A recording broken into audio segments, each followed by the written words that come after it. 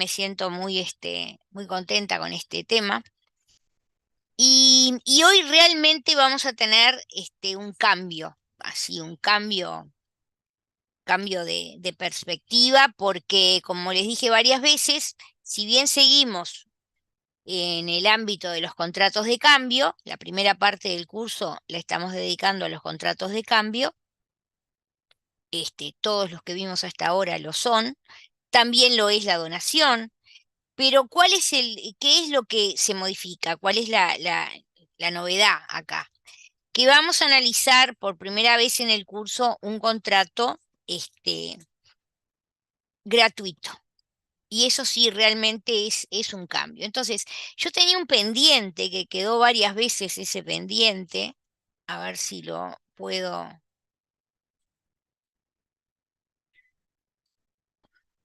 Espérate, porque ahora no sé cómo bajo. Ahí. Mi pendiente era, ¿se acuerdan que en compraventa habíamos pasado por arriba de esta lámina que también estaba en compraventa, porque en realidad podría estar tanto en los contratos gratuitos como en los contratos onerosos? Me pareció mejor dejarla para más adelante y este es entonces el momento. Esta es una lámina que nosotros hicimos hace muchísimos años con el profesor Carlos de Cores Helguera. Ahora hay que aclarar, porque no es Carlos de Cores Damiani, sino Carlos de Cores Helguera. Hicimos esta lámina, en realidad nosotros tuvimos también el placer, también con el profesor Raúl Gamarra y otros colaboradores, de que Gamarra nos diera la oportunidad de actualizar justamente el tomo 6, si no me equivoco, el tomo 6 del tratado, que es el tomo que Gamarra dedicó al contrato de donación. Entonces, hace muchos años, yo no me acuerdo, pero algo así como, no sé, 2003, 2004, por ahí, 2005. Gamarra nos entregó el tomo 2000, el tomo 6 del Tratado de Derecho Civil Uruguayo, que dedicaba a donaciones para que nosotros le hiciéramos la actualización. Y nosotros incluso cambiamos el estilo que hasta ese momento se venía utilizando en las actualizaciones. Hasta ese momento se había actualizado el tomo 9, creo. Se había actualizado también el tomo 4, que ese ustedes ya lo vieron, que es el tomo de promesa de enajenación de inmuebles a plazo. Y nosotros, si ustedes toman un tomo 6 de Gamarra, que están allí, están a la venta y se siguen vendiendo esos tomos, este, van a ver cuál fue nuestro estilo en la actualización, que no fue entrar a modificar el texto como estaba redactado por el maestro, sino directamente hay partes que son partes nuevas y hay partes que están actualizadas a través de notas al pie. O sea, pero queda bien claro cuál era la opinión del profesor Gamarra y en qué consistió nuestro trabajo de actualización en ese momento. Entonces, creo que allí, en la parte final, donde hablamos de liberalidades, que incluso yo tengo un sector propio, apareció este esquema que lo hicimos con el profesor de Cores. Entonces, este esquema, ¿qué es lo que dice? ¿Qué es lo que trae? Lo que trae este esquema es, vamos a decir, una especie de camino desde la gratuidad pura a la onerosidad, pura, ¿sí? Entonces, si empezamos del lado de la gratuidad pura, como dice ahí, lo primero que hay que mirar es el artículo 1249 del código. Te voy a pedir, Brun, si te animás a leerlo, el 1249.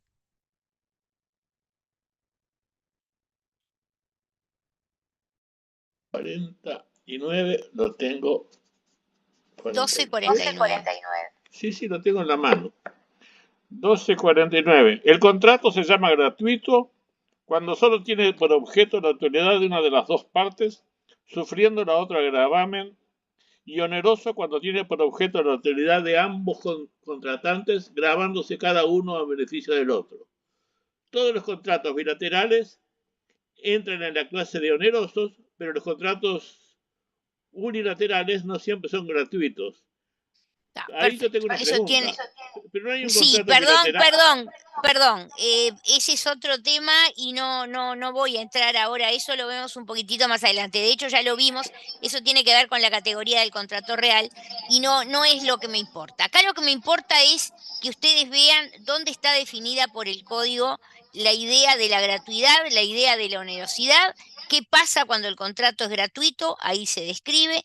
¿Qué pasa cuando el contrato es oneroso? El inciso final lo dejamos de lado porque en este momento no nos interesa para lo que estamos hablando. Entonces, esto de la idea de gratuidad es muy interesante porque en realidad estamos en esta idea del 1249, como dice ahí, en una suerte de altruismo individual y acá el paradigma va a ser el contrato que vamos a analizar hoy, que empezamos a analizar hoy, porque vamos a seguir analizándolo el miércoles, que es la donación simple. Porque después vamos a ver otras clasificaciones de la donación. Este, sin embargo, si bien el altruismo este individual representado en la donación simple nos coloca en el ámbito de la gratuidad, también podemos tener situaciones de gratuidad en el ámbito de las denominadas donaciones indirectas o incluso, como seleccionábamos con el profesor de Cores, cuando vemos figuras que de repente ni siquiera son figuras contractuales. eh, Concretamente, habíamos puesto como ejemplo con el profesor de Cores el pago de una obligación natural. Cuando uno paga una obligación natural, que son esas que ustedes estudiaron, no se puede pedir en juicio su cumplimiento. Pagar una obligación natural, el que la paga, obviamente sabiendo que se trata de una obligación natural, de alguna manera está, digamos, en esta línea, ¿verdad? Eh, y básicamente entonces en la base de este fenómeno de la gratuidad tenemos esta idea, digamos, de lo que más adelante vamos a analizar, que es el tema de la intención liberal, el tema de lo que es la liberalidad, ¿sí? Porque este contrato que vamos a ver es un contrato que es gratuito y entra, como lo va a decir la propia definición, en un negocio que implica una liberalidad. Tengo dos manos que supongo que serán sobre esta temática. Tengo a Echeveste primero y después a Pereira. Adelante. Buenas noches para todos. En realidad es para ser más claros con algo súper reciente. Por ejemplo, cuando haces un contrato para donarle dinero a UNICEF, a la Legión de la Buena Voluntad, o sea, es mediante un contrato, básicamente tú te comprometes a todos los meses donar X cantidad de dinero para una causa a la cual a ti no se te devuelve nada de ninguna manera. No hay no solo que no es recíproca, sino que no hay una retribución de ningún tipo. Ahí estamos frente a una gratuidad pura. Es un contrato Sí, y es pura. ¿Estamos de acuerdo, verdad? sí. Cuando analicemos el tema del objeto, vamos a ver que evidentemente también el dinero podría ser objeto de la donación. El, yo no he visto realmente como todos vemos esas cosas que dicen, bueno, usted este, todos los meses deposite en la cuenta tal, y entonces la gente va y deposita en determinada cuenta, y bueno, y se entiende que evidentemente hay ese desprendimiento y queda a favor del titular de la cuenta, y evidentemente que no se va a devolver absolutamente nada, ni está previsto que así sea. Sí, podemos analizar eso. Y Pereira, ¿tu duda? Buenas noches. No, profe, yo decía que el concepto, justamente el objeto de gratuidad, no se constituye en cuanto a cuánto de las partes se ven grabadas por las obligaciones, sino que se entiende en virtud de la equivalencia o la relación sinagmática de las obligaciones, según lo dice el 1250. Entonces, en ese sentido, tenemos un contrato que puede generar obligaciones para ambas partes sin dejarse de gratuito, ya que como es la universidad se verifica cuando hay una relación de equivalencia, vendría a ser. Sí. Eso lo vamos a ver enseguida. Vamos a Ah, ir avanzando, porque otra norma que estaba por ahí, y ahora a mí se me escapa un poco, es que está en eso que tú estás planteando. Si yo no me equivoco, es el 1287, que lo leería, este, lo leería. Yo estaba segura que lo había visto por ahí, pero ahora no lo veo. Acá está, claro, está acá al final. El 1287, inciso segundo, pero léelo todo. 37. En Sí. todo contrato oneroso es causa para obligarse cada parte contratante, la ventaja o provecho que le procura la otra parte. Si el contrato es gratuito, la causa se encuentra en la mera liberalidad del bienhechor. Ahí está. Entonces, completando esta idea, entre el 1249 y el 1287, inciso segundo, nosotros tenemos esta situación de gratuidad que estamos tratando de delinear en un comienzo, después profundizaremos cuando directamente vayamos al contrato de donación. Entonces, ¿qué pasa? Este altruismo individual a veces también se da en situaciones de altruismos, pero por móviles que son de interés social o colectivo. ¿Tá? Entonces, esto pasó, por ejemplo, en situaciones donde el propio Estado podía desafectar bienes propios a título gratuito, hasta que en definitiva viene una ley que oportunamente estudiarán, la verdad que no sé en qué materia, pero seguramente es objeto de estudio en particular.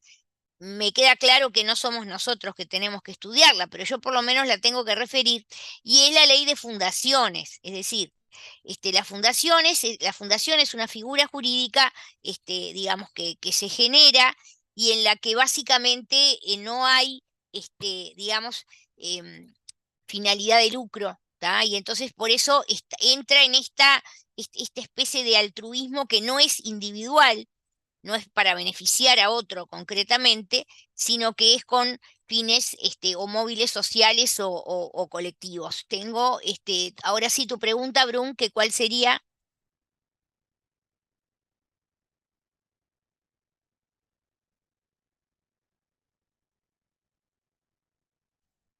El caso Macedo es un contrato de donación, es una donación y nosotros lo vamos a estudiar. Sí, lo vamos a estudiar un poquitito más adelante porque tiene que ver eso con el problema de la situación en ese momento. El propietario concreto de ese terreno, en ese momento, de acuerdo a Era esa menor. normativa, era menor. Eso es un contrato de donación. Perfecto. Ahora, ¿qué pasa cuando seguimos en el ámbito de la gratuidad? Pero, como me decía la intervención de Pereira, si no me equivoco recién, tenemos gratuidad con modo. El modo, ustedes lo estudiaron cuando estudiaban obligaciones, el modo es una especie de obligación, no cabe duda que el modo es una obligación. Pero ¿qué va a pasar en la famosa donación modal? Que además el código la denomina donación onerosa, ¿no? Entonces son esos ejemplos de donde uno dice qué color es el caballo blanco de Artigas. El caballo blanco de Artigas no es blanco, es verde. Bueno, acá la donación se llama donación onerosa, pero eso quiere decir que la donación modal, o sea, cuando alguien dona y el donatario asume la obligación del modo, o sea, tiene una obligación a su cargo el donatario. ¿Eso convierte al contrato de donación en un contrato oneroso? No, sigue siendo gratuito. Y eso viene por lo que decía Pereira, porque resulta que acá aparece, y eso lo vamos a ver un poco más adelante, aparece incluso una noción absolutamente objetiva con relación al concepto de la equivalencia de las obligaciones. Es decir, en el contrato oneroso, dice, ¿se acuerdan? El 1250, las obligaciones se miran como equivalentes, ¿tá? En cambio acá, de acuerdo a lo que dice el artículo 1615, si no me equivoco, déjenme verificar, pero creo que sí, que es el que clasifica a la donación. 1615, ¿lo podemos leer el 1615, Brum, para todos? Sí, un momentito, ya está, casi está. 16, 15. 15. 11, 15. La donación entre vivos puede ser simple, onerosa y remuneratoria. Se requiere en la donación onerosa que el modo o gravamen impuesto al donatario y apreciable en dinero no sea equivalente al valor del objeto donado. Ahí está. En esa, vamos a decir, en esa frase, el legislador consagró un concepto que ni siquiera Gamarra puede discutir. Gamarra, que no era para nada partidario de la noción de equivalencia objetiva, sino que más bien se inclinaba por el concepto de equivalencia subjetiva. Como les decía recién, del 1250 se miran como equivalentes, eso lo veía como un concepto de equivalencia subjetivo.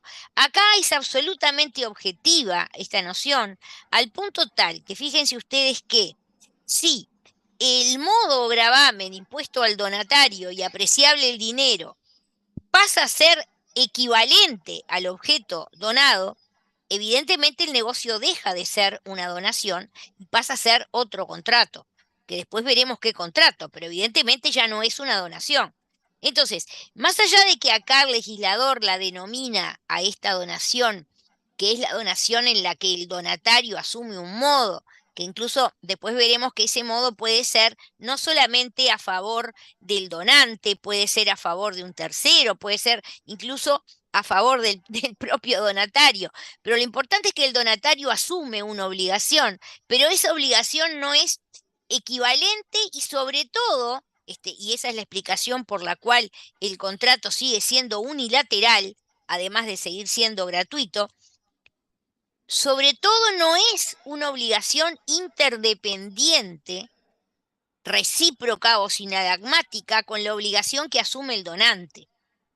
Lo vamos a ver, pero en el contrato de donación yo quiero que ustedes ya tengan claro que cuando el donante realiza esa donación, lo hace con ánimo de liberalidad. No lo hace, y estoy hablando de esta donación que el legislador denomina onerosa, no lo hace para que el donatario haga el modo. O sea, cuidado con que el para ese que mucha gente coloca, a veces como escriben, después queda escrito, el donante no dona para que el donatario realice el modo a su favor o a favor del mismo o de un tercero. No hay una reciprocidad como nosotros vimos recién en el inciso primero del 1249. Acá el donante dona por liberalidad, sin esperar absolutamente nada a cambio, y lo único que sucede es que el donatario asume una obligación que no es equivalente, como estamos viendo en este artículo 1615, claramente no es equivalente, pero tampoco es interdependiente o sinalagmática con la obligación que asume el donante. ¿Tá? Entonces, pero también vemos otras cosas, ¿no? Que son interesantes. Que es esto de cuando yo estaba casada y tenía marido y yo decía, mirá, me regalaron esto con los puntos de no sé qué. Yo iba, por ejemplo, ahí a la tarjeta Oca, a un local que tiene el 18 de julio, y me llevaba cantidad de cosas, ¿no?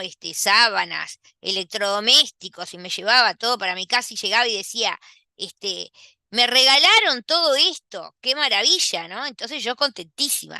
Y el que era mi marido decía, en realidad no te regalaron nada, en realidad eso es la contrapartida de todo el disparate de plata que vos gastás comprando y gastando y pagando con esa tarjeta.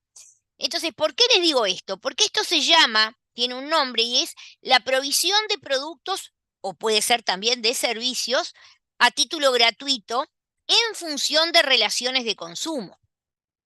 Efectivamente es eso. Eso puede ser tanto acá que te llevas una licuadora para tu casa, o incluso esos lugares que ahora ya están bastante más acotados. Antes era mucho más libre la cuestión, después las empresas se dieron cuenta que de alguna manera pueden hacer plata, y es el tema de los estacionamientos en los shopping.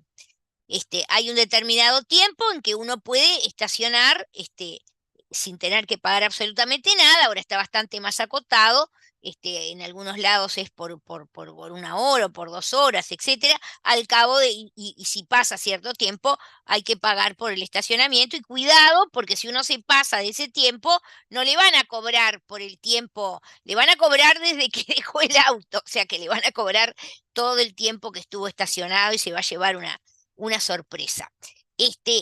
Hasta llegar a esta especie de cosa interesantísima, que es el negocio mixto con donación.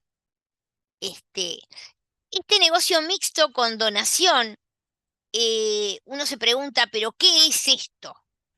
Y bueno, acá es delicado este tema, ¿no? Porque imaginen una situación en que yo siempre pongo el mismo ejemplo, ¿no? Elijo alguno de mis asistentes, puede ser en este caso la profesora Hilary Marx, que la tenemos que felicitar porque ya ella es profesora efectiva, grado 2, designación que tiene por concurso de oposición y méritos, así que hay que felicitarla.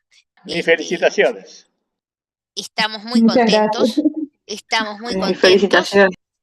Y yo estoy muy orgullosa, y sobre todo también pienso en realidad con quien empezó su formación. Ella no podía ser menos que eso porque en realidad fue formada y empezó su formación con mi amiga la profesora Dora Zafir. Y yo tuve la alegría que, bueno, cuando Dora se tuvo que retirar por jubilación, así como yo me retiro ahora este año, tuve el gusto y la alegría de que Hilary quisiera estar conmigo, lo cual hasta el día de hoy estoy agradecida. Bueno, pero volviendo al punto, elijo, en este caso vamos a elegir a Hilary, y el ejemplo es siempre el mismo, ¿no? O sea, lo que por suerte, hasta ahora, porque ya después que me jubile nunca más, pero yo iba cambiando los autos, ahora ya tengo un auto, eléctrico, nuevito. Nunca diga nunca, nunca diga me nunca. Me lo dieron ahora en diciembre pasado. Entonces digo, bueno, pero me vino que, no sé, que lo quiero vender pero a su vez, como justamente Hillary yo la aprecio tanto, resulta que yo hago un negocio con Hillary en el que, mirando lo que es el precio de mercado de ese auto, que evidentemente no es lo que yo lo pagué 0 kilómetros, porque todo el mundo sabe que todos los autos se desvalorizan al mismo instante en que uno los retira de la automotora, ¿no? O sea, es salir a la puerta de la automotora con el 0 kilómetro y ya el 0 kilómetro perdió mucho de su valor. Un Pero 20%. entonces, un 20%, bueno, tenemos gente experta en eso, perdió un 20%. Entonces yo realizo con Hillary un negocio que lo podemos rotular compra-venta para que la gente no se ponga nerviosa. Lo rotulamos compra-venta y el objeto, por una parte, es el vehículo que yo me obligo a entregarle, y por otro lado el precio que ella va a pagar. Entonces, si a mí me salió $31.000, que eso fue lo que salió, bueno, me descontaron $200 porque justo agarré un Electric Day y había una cuestión y tiraron una ruleta y dijo $200, así que me rebajaron $200, así que en realidad me salió 30.800, ¿no? Entonces, ese vehículo que va a perder un 20%, o sea que ya no es ese precio, es un 20% menos, pero resulta que yo, siendo Hillary quien es, y queriéndole con el afecto que yo le tengo, y yo decidida a matar 2 pájaros de un tiro, hacer liquidez, o sea, volver a tener dólares que quiero, yo qué sé, hacer un viaje, y me viene bien rápidamente solucionar, hago ese negocio con Hillary, y el precio que ella va a pagar es, por ejemplo, $15.000 por este BID Yuan Pro, $15.000. Entonces, claro, la gente se pregunta, ¿qué es eso? O sea, ¿qué es? Bueno, y ahí aparece, no es para hoy, después lo vamos a estudiar más adelante, probablemente cuando veamos la cuestión de las liberalidades atípicas, los negocios mixtos con donación y demás, pero hoy ya para irnos ubicando en este paneo que estamos haciendo, como ustedes ven, vamos como agravando la situación desde la gratuidad pura, la más pura de todas, que es la donación simple, común y corriente, pasando por todas estas figuras y acá no dejando de lado y pasando también por el llamado negocio mixto con donación. Y que en el mundo, por ejemplo, en Italia, el tema quedó, digamos, solucionado. Es decir, directamente en Italia, frente a una situación como esta, no se complican para nada. Agarran el negocio y lo dividen. ¿Por qué? Porque cuando avancemos en el contrato de donación, nosotros vamos a ver que podría haber interesados, que podrían ser mis hijos, si yo fallezco, en tener eventualmente un problema con Hillary, ¿no? De decir, a ver, perdón, ¿qué fue, qué fue este negocio con mi mamá? Porque acá hay $15.000 que quedaron claros que entraron a la cuenta de mamá y ahí está el depósito, eso está bien, pero ¿y todo lo demás? Entonces, ¿qué hicieron en Italia? Y yo se los cuento, después volvemos a hablar de esto. Italia directamente, cuando aparecían este tipo de negocios, lo dividían. Entonces decían, bueno, acá hay una parte que es una compraventa común y corriente sin ningún problema, pero hay una parte que claramente es una donación y a la cual le vamos a tener que dar la regulación jurídica de la donación, que es lo que vamos a estudiar más adelante, y lo vamos a ver. Pero no nos podemos olvidar de este tema del negocio mixto con donación. Ahora, ya ingresando a la cuestión de la onerosidad, y acá podríamos ir a la otra punta, que es la cuestión, de un lado la gratuidad pura, en la otra punta la llamada onerosidad pura, ¿tá? Y entonces son obligaciones que nosotros vimos que son obligaciones que nosotros vimos, como leíamos recién, no lo llegamos a leer, yo se los conté, lo que decía el 1250, no, sí, lo leímos el 1250. Vimos por qué el contrato es oneroso. Hay dos obligaciones que, dice el código, se miran como equivalentes, pero además esas obligaciones son recíprocas, interdependientes o sinalagmáticas. ¿Y cuál es la diferencia entre eso de equivalencia subjetiva y equivalencia objetiva? Y acá hay básicamente la idea de no ingresar, y eso es lo que planteaba Gamarra, no ingresar en consideraciones que verdaderamente nos compliquen esta situación. Es decir, se miran como equivalentes y acá a veces pasaba que verdaderamente no era tan así que fueran equivalentes. Por ejemplo, y volvemos un paso atrás de nuevo a este famoso negocio mixto con donación. Es muy difícil que podamos mirar como equivalentes un vehículo que no llega todavía a 4.000 kilómetros, creo que no llega ni a 3.000 kilómetros, y que se va por un precio que es la mitad del precio de mercado, aún descontado el tema de la pérdida de valor por dejar de ser un vehículo 0 kilómetro. Entonces, se decía, bueno, las partes lo mirarán como equivalente, pero ahí hay otro tema, por eso se hacía esa disquisición y se separaba esta cuestión del negocio mixto con donación.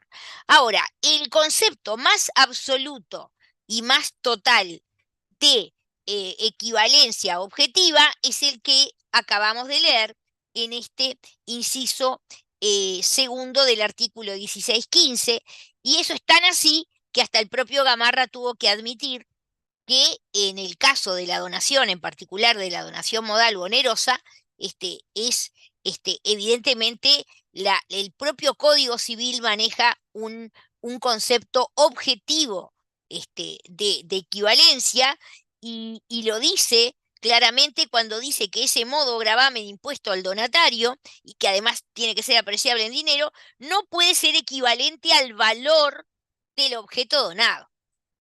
Allí hay, con una claridad meridiana, un concepto entonces objetivo de equivalencia. Entonces yo me quedo tranquila y puedo ya dormir tranquila, porque en este curso explicamos el esquema de la gratuidad a la onerosidad que le habíamos pasado por arriba en la presentación inicial de los contratos y en la presentación de compraventa. Entonces ustedes dirán, esta mujer se pasa por arriba las cosas. No, yo trato de colocarlas o irlas colocando en cada lugar, en el lugar que me va pareciendo más adecuado, y a mí me pareció que entonces el lugar adecuado es hoy, que estamos empezando a hablar de la donación como paradigma de contrato, de contrato gratuito. Entonces, título gratuito, estos conceptos. Si yo tuviera un pizarrón, viste que siempre extraño un poco con esto de las clases virtuales, que no tengo el pizarrón, pero si tuviera,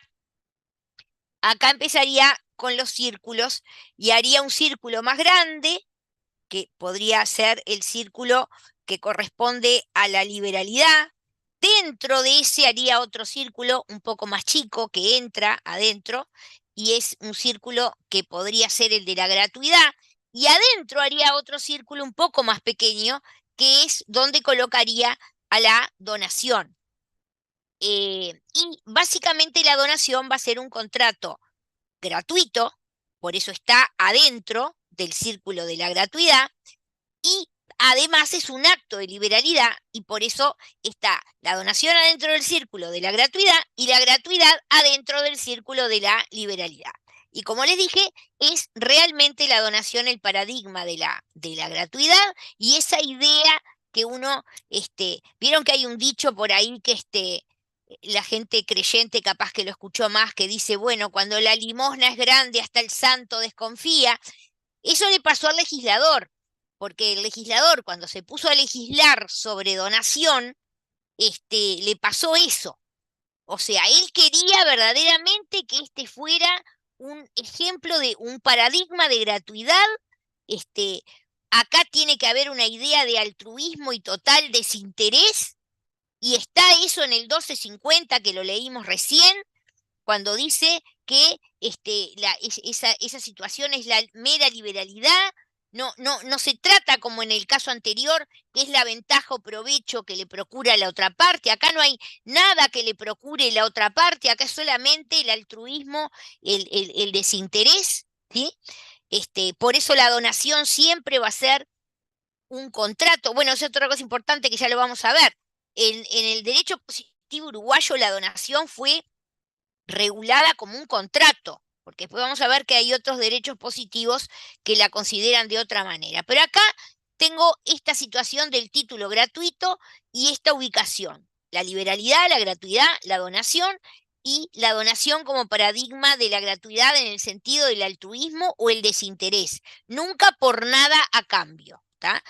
Como esto da miedo, da mucho miedo, el legislador le va a colocar, y lo vamos a ver, una cantidad de problemas y de obstáculos que en definitiva en muchos casos ha llevado a que este tipo, el tipo donación, no sea, digamos, de los títulos más utilizados, porque la gente tiene miedo a los problemas que puedan generarse cuando en realidad las partes recurren a este tipo de contrato. Eso lo vamos a ver.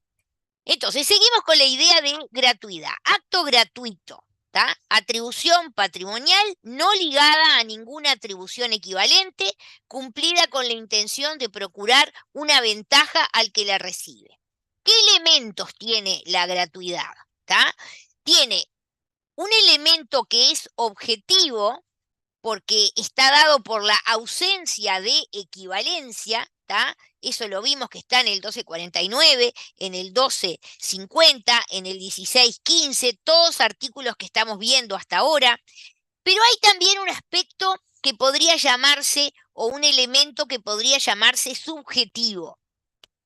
Y ese elemento subjetivo es el que nos da ese inciso segundo del 1287.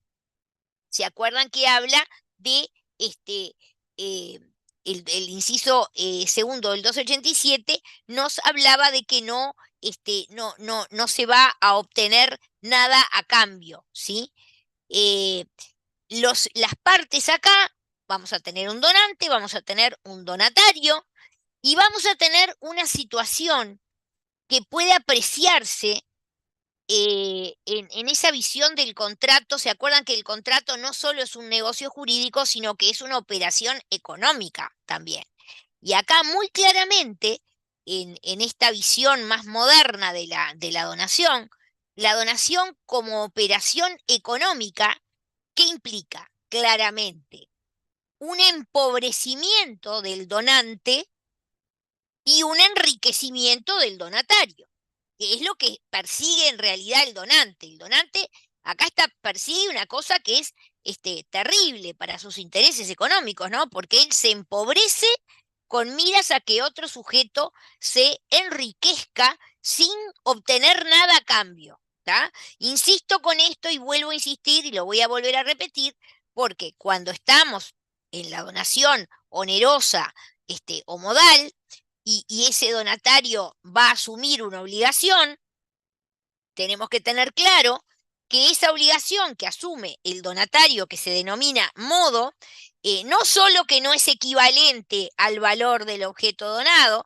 sino que no es nada que ese donante hubiera querido tener a su favor u obtener, porque no hay ningún tipo de interdependencia entre estas dos obligaciones. Hay dos obligaciones, pero no son recíprocas, interdependientes o sinalagmáticas, como sí ocurre en el caso de la bilateralidad. Por eso este contrato siempre, en cualquiera de las hipótesis, mantiene la calidad de unilateral y, por supuesto, siempre y en cualquier hipótesis mantiene la calidad de contrato gratuito. Es justamente Volvemos, basado en la equivalencia, ¿verdad, profesora? sí, contrato gratuito en el sentido de lo que estamos explicando como gratuidad, ¿sí? O sea, ausencia de equivalencia, básicamente, ¿tá? No hay contraprestación. Bueno, ojo, cuando hablamos de contraprestación podemos estarlo vinculando a la idea de la bilateralidad. Cuando estamos hablando de la gratuidad, lo estamos hablando en la ausencia de equivalencia. Estos, mire que son conceptos que ustedes los estudiaron así lisitos y tranquilos cuando en la primera parte de obligaciones. Ustedes se van a lo que estudiaron en la primera parte de obligaciones y se encuentran con esto. Lo que pasa es que acá, y por eso es lo lindo de esta materia que se llama contratos especiales, porque acá lo ven funcionar, acá lo van a ver funcionar. Concretamente acá vamos a entrar en la donación y todo aquello que nosotros veíamos de la parte general, de la teoría general, lo vamos a ver funcionar. Pero vamos a volver un poquitito más a esta idea de liberalidad. La liberalidad implica lo que estamos hablando, esa generosidad.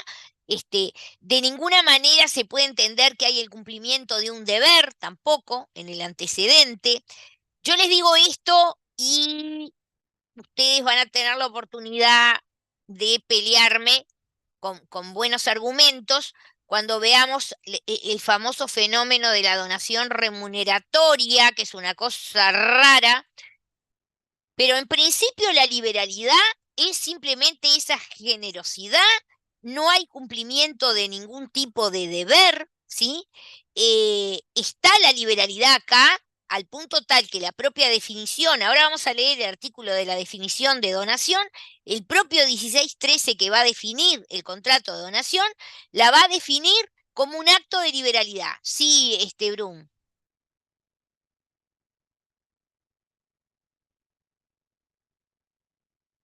Bueno, déjame, cuando llegue la donación modal lo vemos. No, si me pongo a explicar eso ahora, déjame llegar hasta ahí, ¿ok?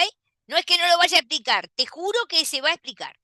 Pero yo voy despacito, ¿viste? Yo tengo que ir de principio a fin, como Alicia en el País de las Maravillas. A Gamarra Perfecto, le voy al encantaba ese 1613. cuento. 1613. 1613, pero pará, te voy a decir lo que decía Gamarra. A Gamarra le gustaba el cuento de Alicia en el País de las Maravillas y decía, tú, como Alicia, empieza por el principio y sigue hasta el final. Acá vamos a intentar hacer eso, ¿tá? Como si estuviéramos en el cuento de Alicia en el País de las Maravillas. Fue la El primera película que vi 16-13, en mi vida. por eso, es una belleza. Te traigo momentos importantes de tu vida, ¿te das cuenta? Es así. No Eras hay otra niño. clase que encuentres eso. Entonces, 16-13 va a definir a la propia donación como un acto de liberalidad, pero hay más artículos a volver a mirar. De vuelta el 1287, causan todos los contratos gratuitos, es la mera liberalidad del bienhechor. Podemos ir agregando. Fíjate que acá agregamos otro que no lo habíamos mencionado, que es el artículo 1308, que habla también del concepto de liberalidad, porque ese concepto de liberalidad, que es otra cosa que les quiero marcar, y lo vamos a ver más adelante cuando vayamos al problema de las llamadas donaciones indirectas o liberalidades atípicas. Resulta que el concepto de liberalidad, como ya vimos cuando hacíamos el círculo más grande, ¿tá? Es más vasto que el de los contratos gratuitos, ¿tá? Porque puede haber actos no negociales que impliquen, sin embargo, actos de liberalidad, ¿tá? Entonces, recién la compañera ponía un ejemplo, ¿no? De decir, eh, si yo, porque si la cátedra pone el ejemplo de que yo, por ejemplo, vaya con semillas y me ponga a plantar en la tierra de un vecino, ¿no? La corro. Y tiramos, esta vieja está re loca. Bueno, no, capaz que yo, qué sé yo, lo hago por liberalidad, o sea, quiero favorecer al vecino. Pero también podría ser lo que dice la compañera, o sea, yo sé que hay alguien que tiene una determinada cuenta y yo voy y deposito en esa cuenta y lo hago como un acto de liberalidad. Ese tema, por ejemplo, de que la gente da a conocer distintos números de cuentas para que la gente venga y haga depósitos, porque, bueno, porque tienen determinadas necesidades de una cosa, de otra o de otra. Pero esa idea entonces de que puede haber actos no negociables, porque no hay ningún acuerdo de voluntades, por eso ella me llamaba la atención, nunca lo vi, tendría que verlo, de que hay un contrato concreto de donación en los casos de determinadas situaciones donde se firma una suerte de donación. Yo más bien creo que muchas veces se organiza en esta otra forma, ¿no? En la forma de simplemente no es concretamente un negocio, sino tranquilamente un acto de liberalidad donde se entrega sabiendo que no se va a recibir nada a cambio. Y ahora sí, Brum, vamos a leer por favor el 16-13. 16-13. La donación entre vivos es un contrato por el cual el donante, ejerciendo un acto de liberalidad, se desprende desde luego e irrevocablemente del objeto donado en favor del donatario que lo acepta.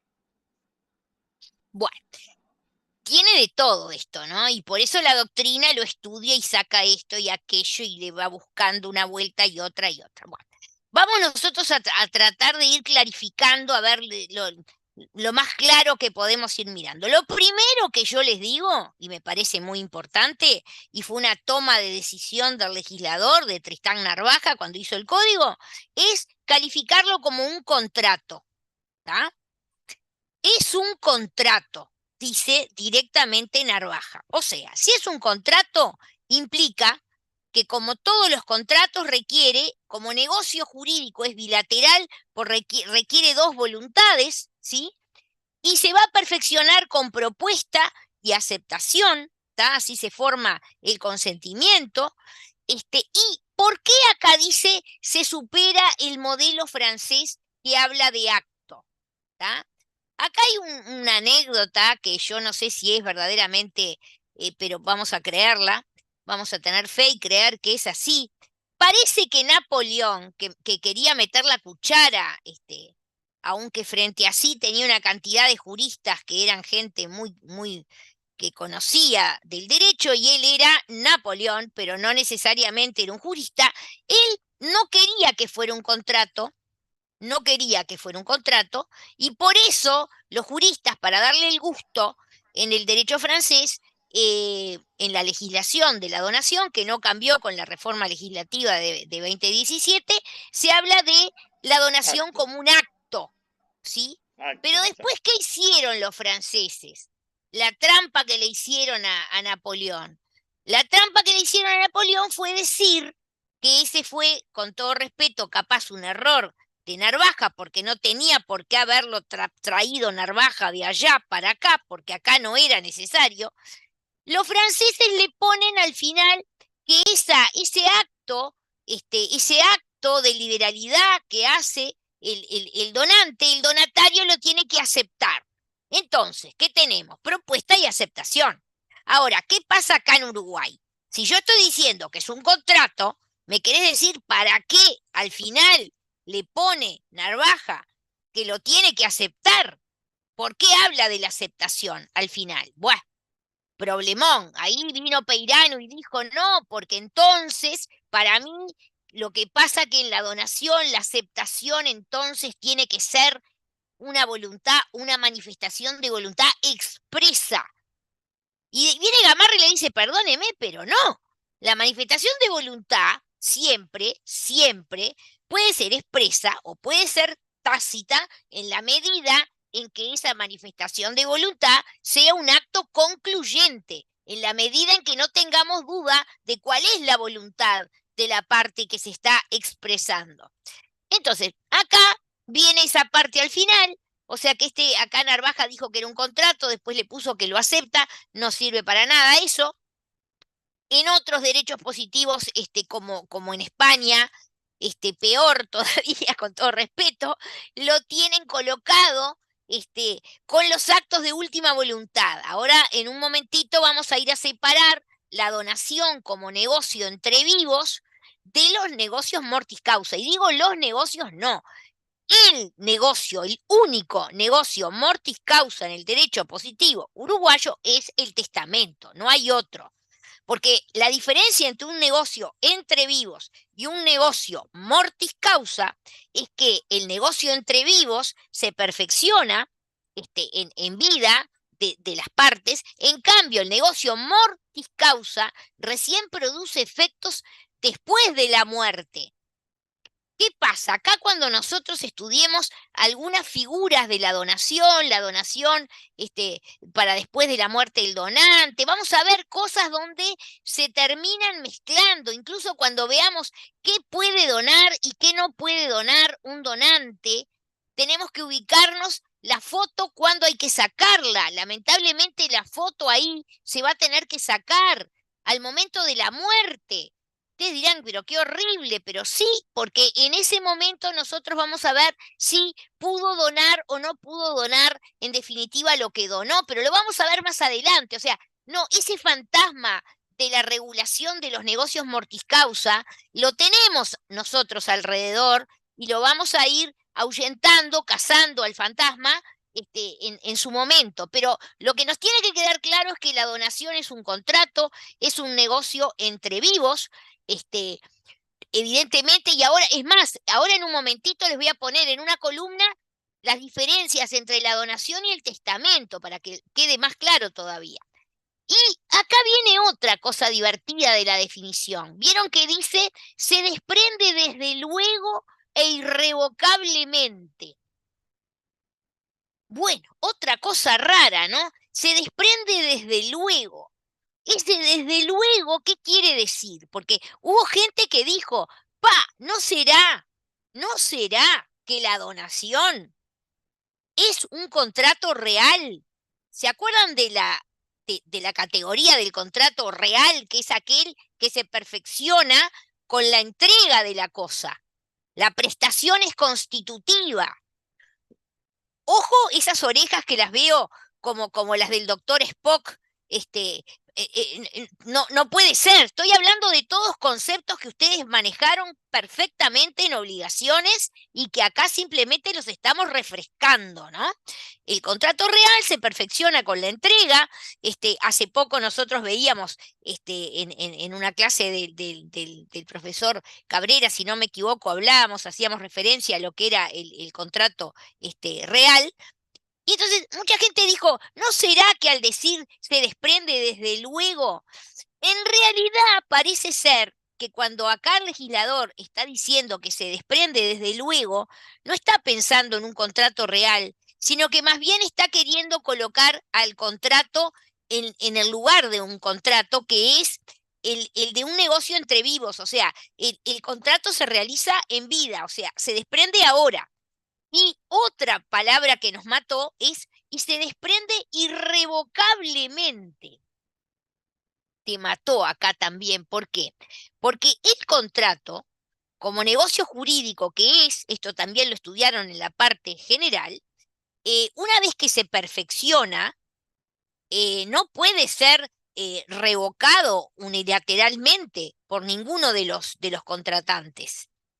Sin perjuicio de lo cual, vamos a estudiar en la donación algunas acciones de revocación en determinadas situaciones, ¿sí? Pero toda esta parafernalia que le pone Narvaja a la definición del 1613, más bien lo que está queriendo es alejar el tema de que en realidad acá el negocio, contrato de donación, nunca tiene que ver con la muerte. O sea, la muerte, y estamos hablando obviamente de la muerte del donante, de ninguna manera va a ser causa de existencia del derecho, ¿tá? Sino que como en todos los casos, puede tener incidencia como plazo o como condición. O sea, cuando lo que se está tratando es traer a un negocio jurídico elementos de los que se denominan accidentales, que ya sabemos que, por ejemplo, el plazo no lo es, porque el plazo, como ya nos enseñó Blengio, es un elemento natural necesario. No puede existir un contrato sin plazo. El plazo siempre existe, porque ya vimos una vez que repasamos eso, ¿no? 3 tipos de plazo: plazo convencional, que es el que ponen las partes; plazo legal, que es el que si las partes no ponen, el propio legislador dice cuál es el plazo; y finalmente el plazo judicial, en determinados casos donde se le va a permitir al magistrado establecer un plazo que no se había establecido por las partes ni por la ley, ¿tá? Y seguimos. Tengo intervención, perdona, Pereira, adelante, que hace rato que querías hablar.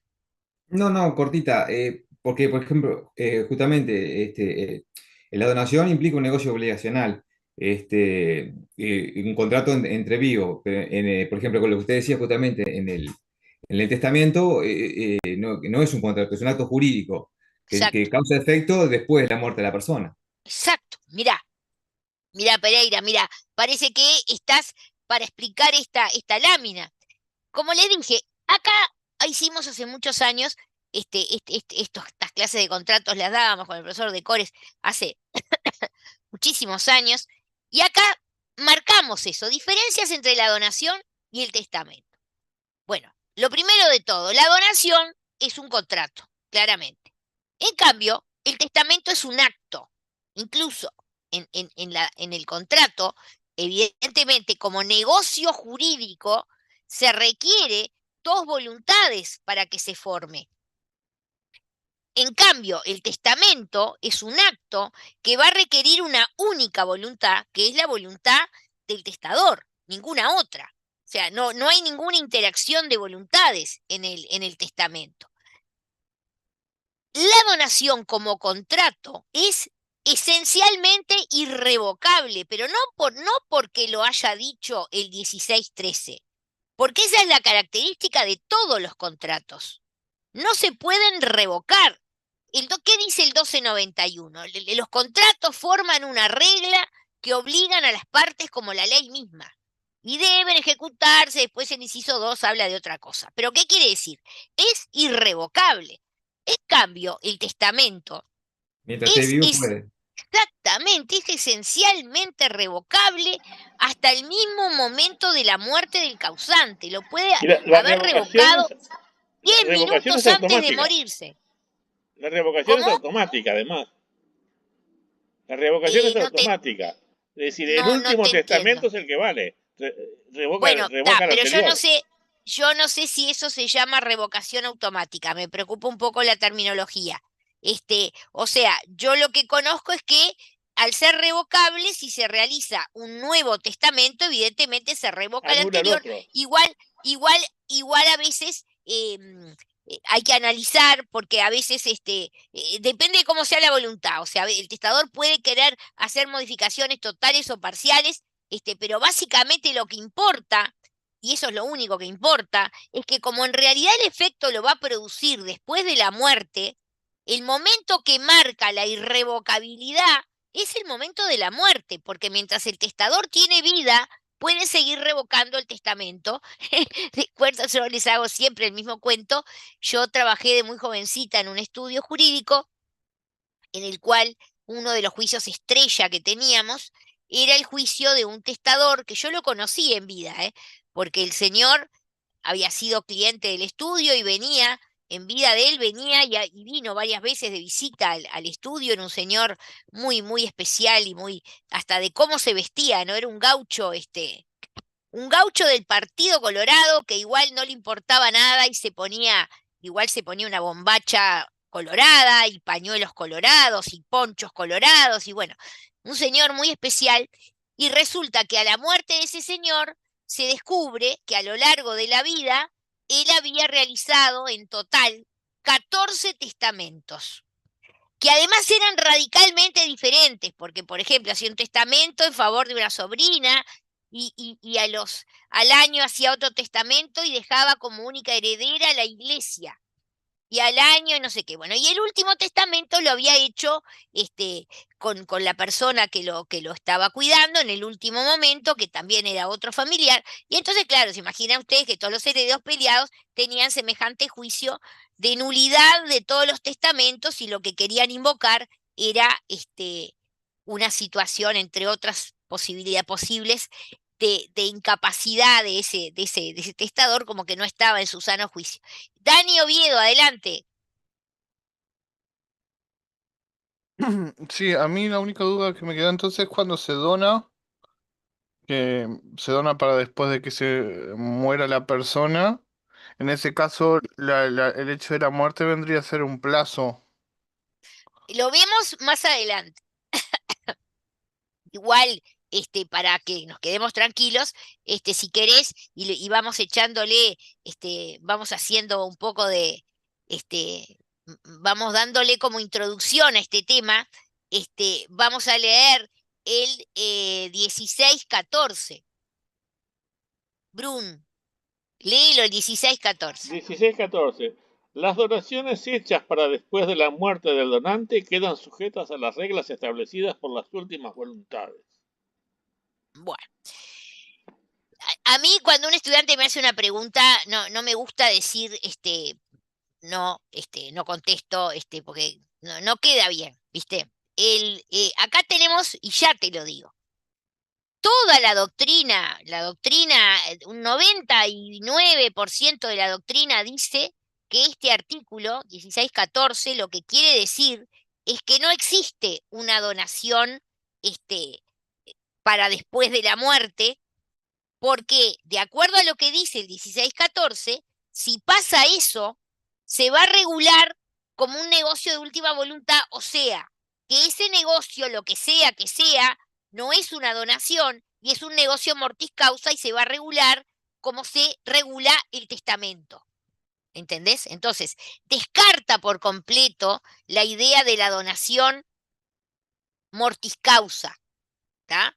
O sea, es más, si lees Gamarra te va a decir, la manera de descartar con la separación radical que hizo Narvaja entre la donación y los negocios mortis causa la hizo acá, en el 16-14, cuando dijo lo que dijo, que si hay una donación para después de la muerte del donante, se va a regular por los negocios de última voluntad. Entonces no es un problema de donación, es un problema de que es un negocio mortis causa que tiene que ir allá. O sea, lo tienen que ir a estudiar cuando estudian sucesiones, que no sé cómo se llama, qué privado es, privado 4, 8, no sé. ¿Está? Igual nosotros vamos a estudiar algunas figuras, donaciones para después de la muerte del donante o donaciones o qué pasa en determinadas situaciones, lo vamos a ver más adelante. Pero por lo menos para contestar tu pregunta, creo que con esto yo me daría por satisfecha por ahora, porque nosotros seguimos la clase que viene.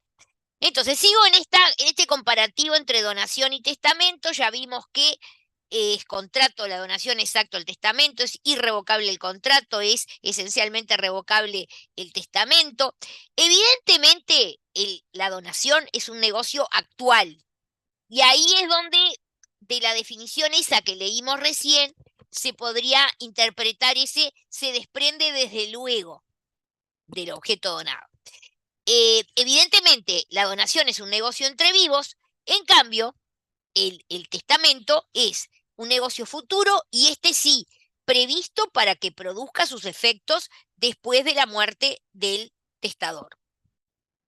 ¿Qué pasa con si es en aquella clasificación que veíamos de los contratos, los que son y los que no son títulos hábiles para transferir el dominio? Claramente la donación es un título hábil para transferir el dominio. De hecho, si, por ejemplo, se realiza un contrato de donación de un determinado bien, ese va a ser el título, y para que se transfiera la propiedad de ese bien objeto de la donación a favor del donatario, o sea, para que ese donatario se convierta en propietario, o sea, las reglas de la transferencia de la propiedad son igualitas a las que estudiamos en compraventa. ¿Qué quiere decir? Tiene que haber título, que en este caso es la donación, pero tiene que haber modo, que por supuesto es la tradición, exactamente el mismo modo que se da en los contratos, la compraventa, que es el contrato en el que hay una finalidad, digamos allá como finalidad, porque ya vimos que la compraventa es un negocio obligacional, la donación también es un negocio obligacional, ¿tá? O sea, el donante se obliga, ¿sí?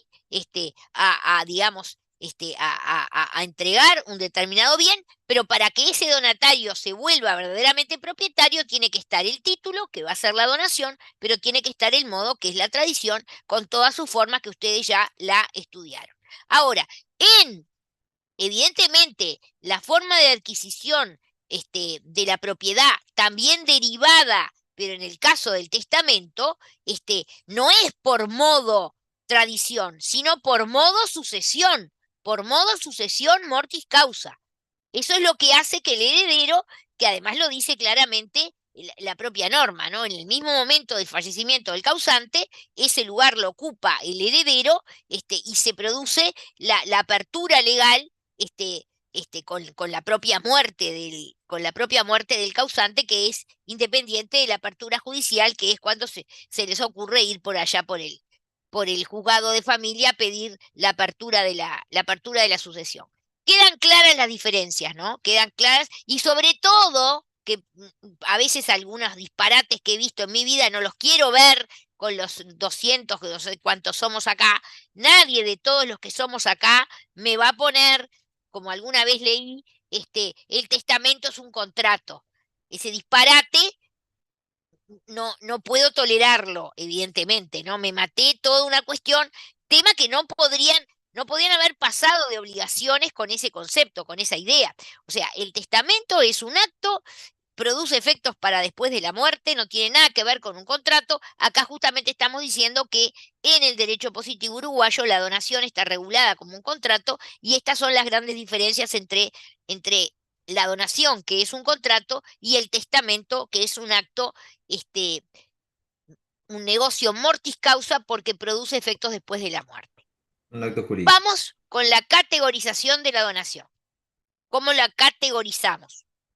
Igual que como hicimos con la compraventa, como hicimos con la promesa, todos los contratos que vamos viendo los vamos a categorizar. ¿Qué quiere decir? Los colocamos en sus categorías. Por ejemplo, la donación, ¿es un contrato consensual o solemne? ¿Qué les parece? Solemne, decís vos. Inmueble es solemne.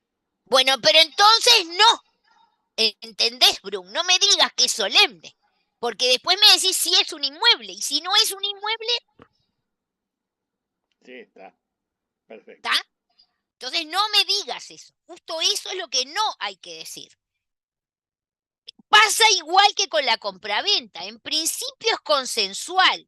De nuevo, es solemne cuando el legislador estableció la forma solemne para la validez del contrato, que se va a dar como pasa en la compraventa, porque el legislador sigue con ese criterio de que siempre los bienes inmuebles son más importantes, ¿tá?, que los bienes muebles, lo cual a veces es mentira. Ahora, miren esto que se los quiero decir ya.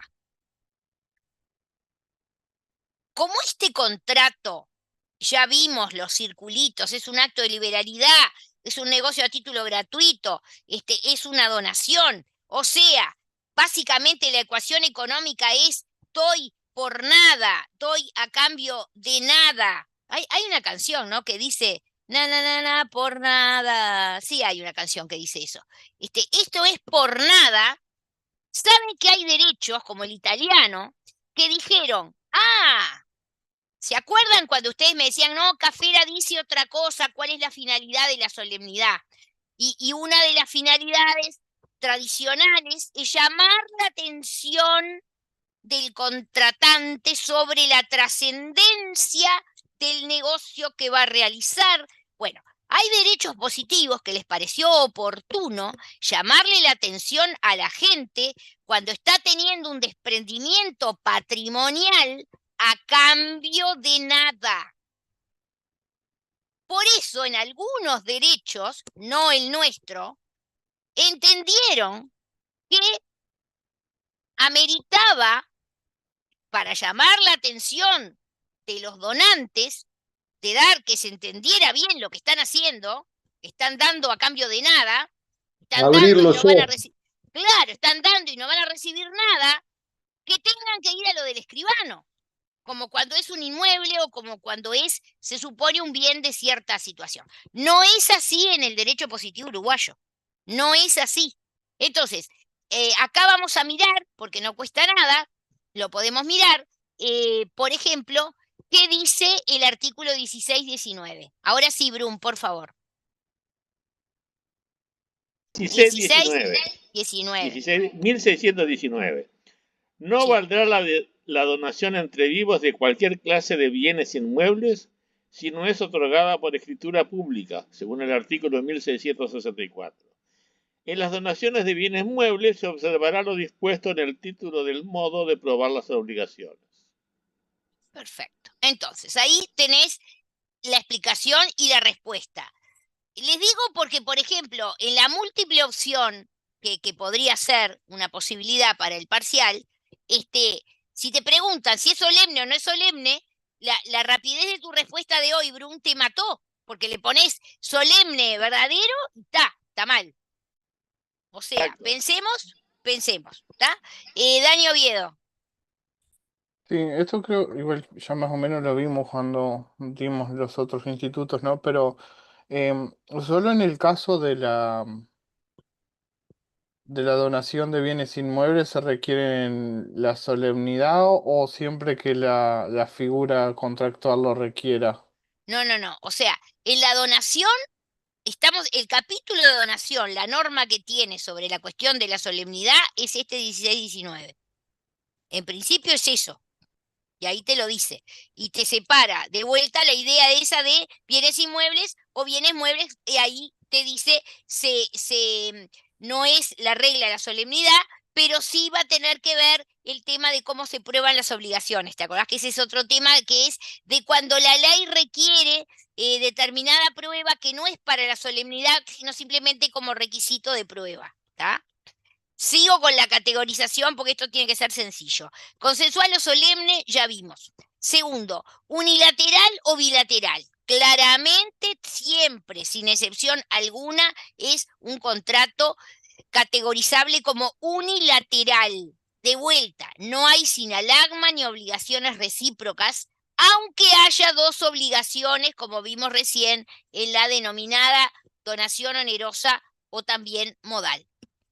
3. Gratuito, siempre. Siempre. ¿Por qué? Porque no hay equivalencia. Tampoco la hay en la donación modal, como acabamos de ver.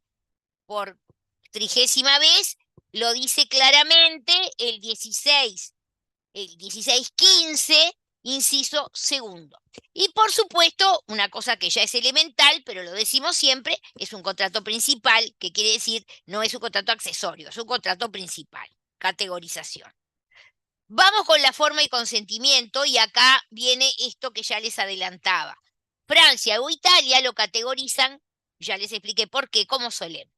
Acá nosotros tenemos el 1619, que por suerte ya lo leímos, donación de inmuebles solemne, donación de bienes muebles, consensual, es igual que la compraventa, y acá en realidad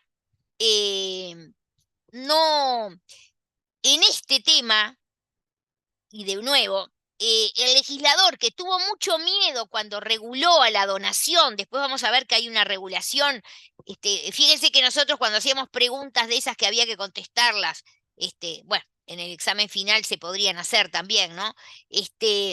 Poníamos, señale por lo menos, porque hay muchísimas, muchísimas, pero señale como mínimo 5 particularidades del régimen jurídico, y hay más, del régimen jurídico de la donación. O sea, el legislador le pone mucho vericueto, mucho detalle, mucha particularidad a este régimen jurídico. Pero sin embargo, en esto, que era una cosa, digamos, relativamente fácil, por ejemplo, decir, mirá, si esto es tan complicado, tan delicado, tan raro, por lo menos raro que alguien haga las cosas por amor, no sé, por amor tampoco, por mera liberalidad. Es raro. Bueno, si es así, que tenga que hacerse con el requisito de solemnidad, el legislador no lo hace. Seguimos. Perfeccionamiento. Acá viene ya una particularidad. ¿En cuanto a qué hay una particularidad? En cuanto a la formación del consentimiento. Cuidado, yo no sé si es una particularidad o esta es la regla general del derecho positivo uruguayo, como sostiene el profesor Gabriel Fernández. Enseguidita lo vamos a ver.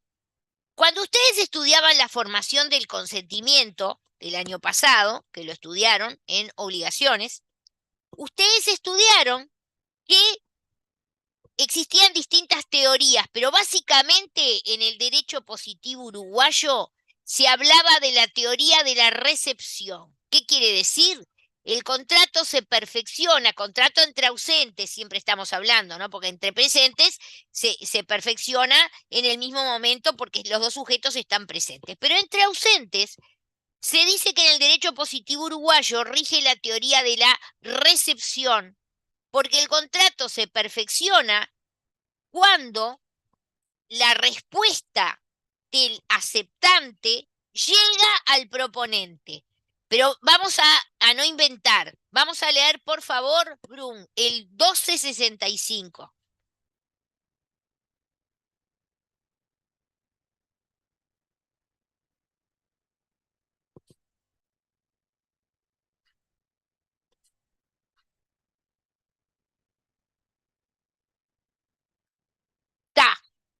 Está.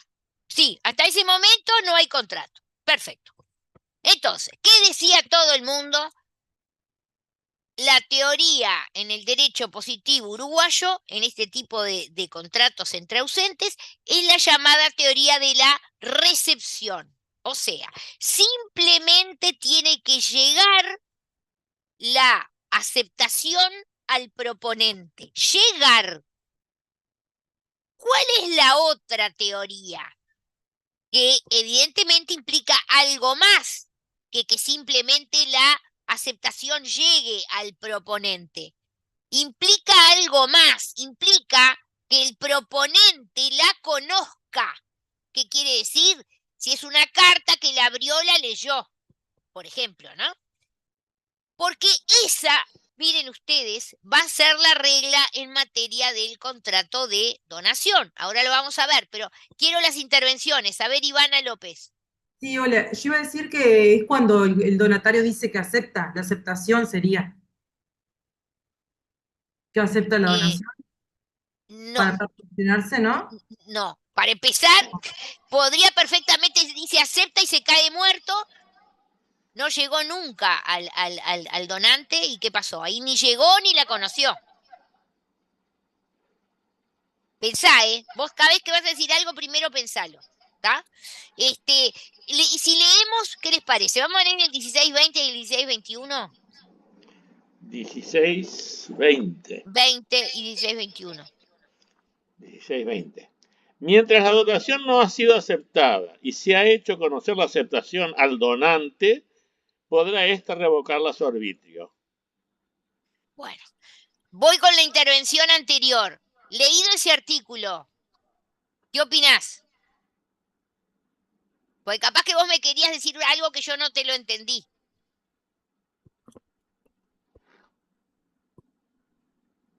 Ivana, No, era sí, Ivana, ¿no? acá lo estoy, ahora sí, me quedó más claro. En realidad, claro, la donación no ha sido aceptada y se ha hecho conocer la aceptación al donante. Podrá revocarla, o sea que mientras podrá Y haber sido cuando dice revocada. ¿quién es este? El donante. El donante. Usted cállese la boca, le estoy El preguntando a donante. ella. El donante. Ay, Perdón. El donante. claro, El la puedes donante. decir. ¿Está? Entonces, ¿y qué quiere decir? Y te sigo. ¿Y qué quiere decir que entonces el donante la puede revocar o que puede hacer? ¿Qué quiere decir? ¿Había contrato o no había contrato? No. No, No, no, no hay nada, no hay, no, es decir, porque no no. se formó el No se perfeccionó. consentimiento. No había No hay llegado a consentimiento, perfeccionar falta un hasta que elemento no. esencial, yo no tengo contrato. ¿Está? Entonces, como ustedes ven, acá Baje la mano porque no me se retaron. puede. Bien, baje la mano porque lo reté, estuvo muy bien. Acá, como ven, no se puede decir para nada que vaya a ser de aplicación la teoría de la recepción, porque acá el legislador se está preocupando de algo de lo que no se preocupó en el 1265. Pero acá en el 1620 se preocupa de que el donante no solo reciba la aceptación, sino que la conozca. Que la conozca. Porque ya sé que el aceptante tiene que aceptar. Eso lo doy, dalo por hecho, ¿no? Como decía Tabaré Vázquez, dalo por hecho, bueno, dalo por hecho y el aceptante tiene que aceptar. Si no aceptó, pero la aceptación no solo tiene que llegar al donante, sino que la tiene que conocer. ¿Está? Vamos a leer el 1621, por favor, Brun. 21. Las donaciones de que habla el inciso primero del artículo 16-19 deben ser aceptadas por el donatario en la misma escritura. Si estuviera ausente, por otra escritura de aceptación que se hará saber en forma auténtica al donante. Bueno, acá de nuevo, ¿de qué te habla el 1621? Te conecta con la situación en que esta donación es solemne porque el objeto es un bien inmueble, porque a eso es a lo que hace referencia el 1619, que ya lo leímos. ¿Y qué te dice? Si es entre presentes, esa donación que tiene por objeto un bien inmueble tiene que realizarse en escritura pública. En esa misma escritura pública se va a contener la propuesta, la aceptación, todo. O sea que va a quedar. Pero cabe la posibilidad, también para ese tipo de negocio, que sea entre ausentes. Tendrá que haber otra escritura. Y esa otra escritura, de nuevo, dice que tiene que no solo llegar, sino hacerse conocer al donante. Con lo cual se insiste, se ratifica la idea de que a los efectos de la formación del consentimiento en materia de donación, la regla no es la del 1265 de la teoría de la recepción, sino que es la de la teoría del conocimiento. ¿Está? Esta es una, anótense, agarren una libretita ahí al costado y van anotando particularidades de régimen jurídico. La primera que estamos viendo acá es en cuanto a la formación del consentimiento en la donación. Sea consensual o sea solemne, la regla no es la teoría de la recepción cuando el negocio es entre ausentes, sino que la regla es sea entre presentes o entre ausentes, la regla es la de la teoría del conocimiento, porque lo dice expresamente el legislador. ¿Tá? Los que fueron alumnos de Gabriel Fernández habrán visto que Gabriel piensa, y en forma muy fundada, yo respeto mucho la opinión del profesor Gabriel Fernández, que en realidad es al revés, la excepción es la teoría de la recepción y la regla es la teoría del conocimiento, porque él dice que hay tantas situaciones en que el legislador toma esta teoría del conocimiento que eso hace que eso se convierta en la regla y no en la excepción, como se dice por Gamarra, por ejemplo. ¿Tenemos una mano por ahí que quería intervenir, Pereira? No, no, sí, sí, justamente. Acá está la teoría del conocimiento, de la aceptación. Lo opuesto al 1265, que justamente que es la recepción. ¿Sí? ¿Queda claro entonces? Después vamos, sí, después se rige también lo que es el tema de la capacidad, ¿no? Bueno, pará porque eso es otra cosa. Nos vamos a otro tema, otro presupuesto que es el tema de la capacidad. Una cosa final que yo ya la dije, pero que está acá anotada también. La aceptación tiene que ser expresa o puede ser tácita.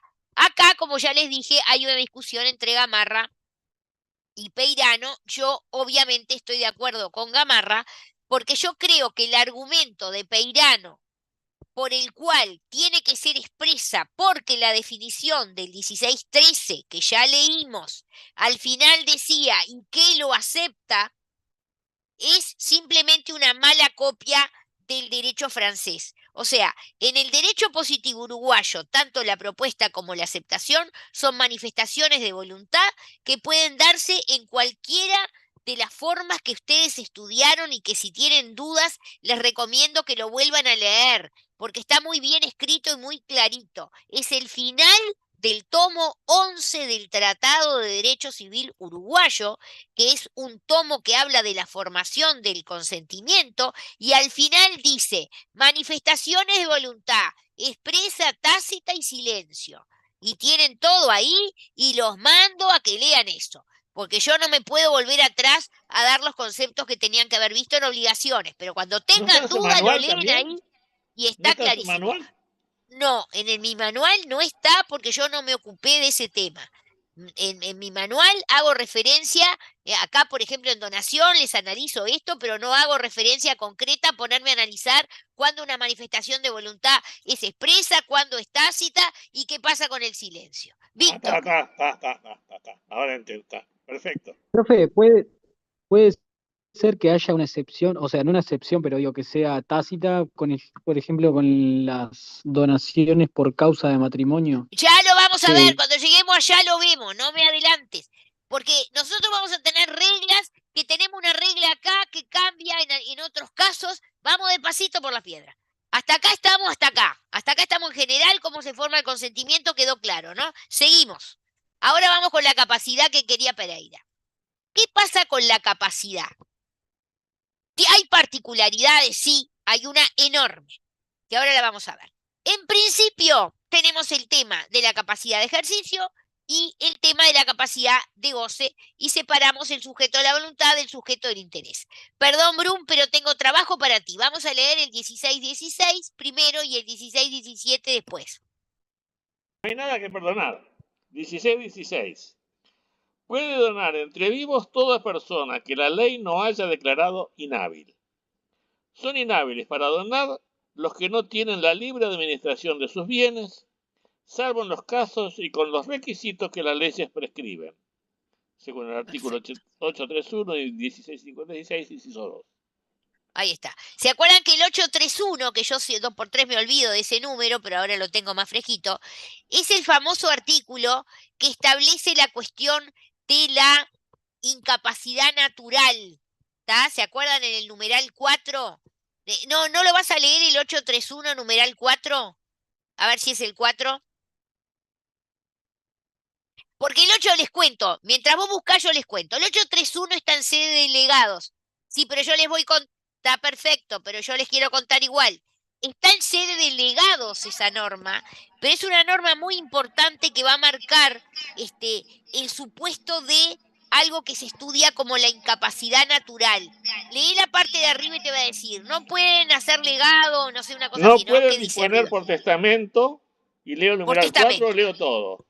Está, ahí va. Es una norma que está para testamento, o sea, que está para el único negocio de última voluntad. No lo leas todo, creo que es el numeral 4 el que me interesa.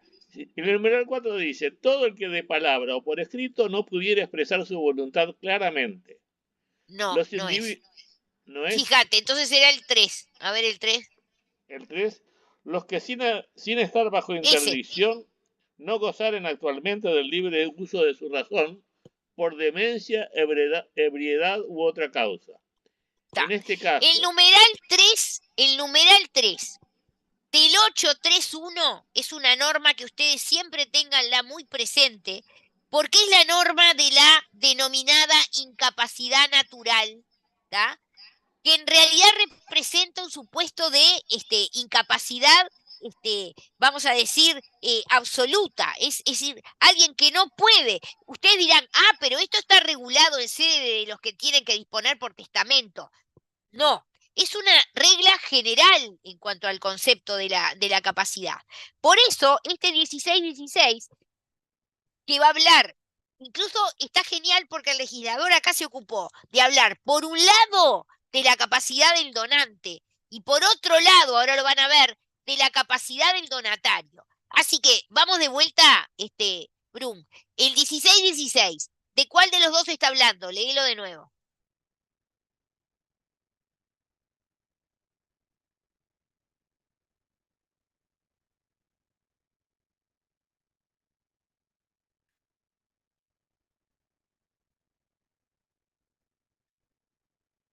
Ahí está. Entonces, la respuesta a mi pregunta, ¿cuál sería?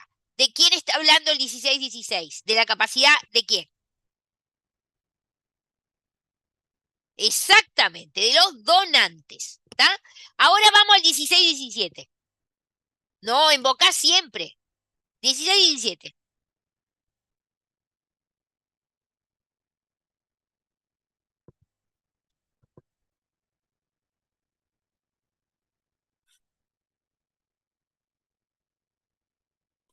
Perfecto. Testamento.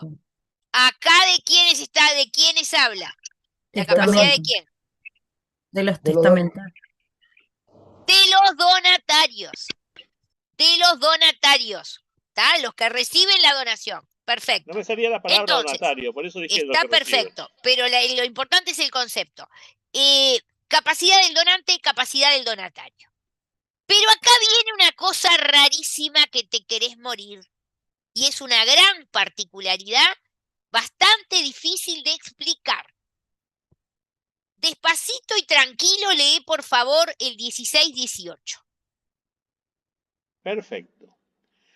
La capacidad del donante debe ser juzgada respecto al momento en que se hizo la donación, salvo los casos indicados en el artículo 1268. La capacidad del donatario será juzgada respecto al momento de aceptar la donación. Si ésta fuese condicional, esto es, bajo una condición suspensiva, se atenderá además al tiempo en que la condición se cumpliere. Bueno, ¿qué les parece?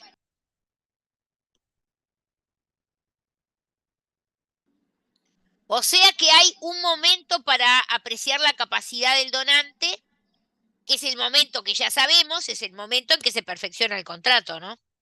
Porque eso es lo que dice, ¿se acuerdan del 2068, no? Sí, sí. Que es el artículo estrella que desmenuza Gabriel Fernández. 2068. No lo vamos a leer, pues no los quiero complicar. Pero lo importante es que todos sabemos que ahí está. En cambio, el donatario le dice ahí, y parece lógico, hay que analizarle la capacidad al momento en que acepta. Que como ya vimos, si es entre presentes, será el mismo momento, si es entre ausentes, vamos de vuelta al 2068. Perfecto. Pero te agrega una cosa más. Parece que para ser, en el caso del donatario, también hay que apreciarle la capacidad en otro momento.